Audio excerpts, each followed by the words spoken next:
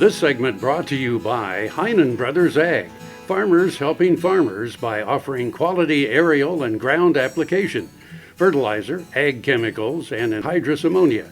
Call today to protect your crop yield.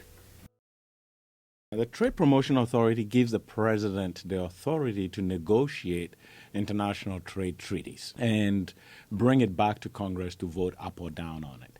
And the reason is that it's extremely difficult for the U.S. government to negotiate with international partners in a way that allows Congress to make the decision as they are negotiating. So this is something that all presidents have always got to allow them to negotiate a Canada-U.S. trade agreement, NAFTA, the Central American Free Trade Agreement, the Dominican Republic Free Trade Agreement, and a host of other.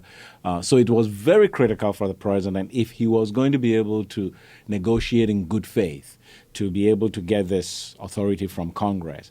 And what it does is say, once the agreement is reached with the partners, the president brings the agreement to Congress. Congress looks at it and says, it's good, yeah, go forward, or we don't like it, and that's it. They cannot make any amendment. For us in the United States, the majority of the countries in the TPP are countries we're already doing business with. The TPP countries currently control about 40% of global trade. The critical issue is that the existing trade relationship does not make the outcome that huge, except Japan still has very high tariffs on some of its agricultural products. Beef being one of them. Right, which is very important to us here in Kansas. Yeah.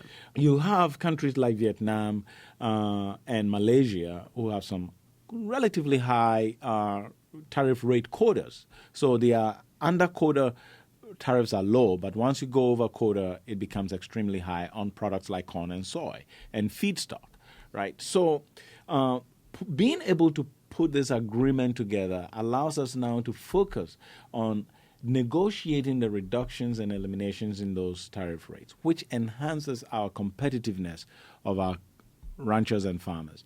I am very confident that when it comes to production agriculture, right, it's extremely difficult for anybody to beat U.S. farmers. Problem we have in exporting, in terms of our lack of competitiveness, come on the tariff side. The biggest advantage will be those high tariff and high tariff rate quota products, so, and a lot of it are corn, soy, beef, hide, feedstock that we export from here. And those are, the top 5 exports, agricultural exports from Kansas. And so it becomes very important to us to get these tariffs right.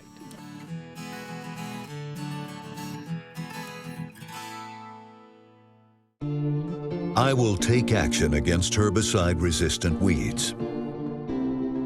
I will know my weeds, and I will stop them before they go to seed.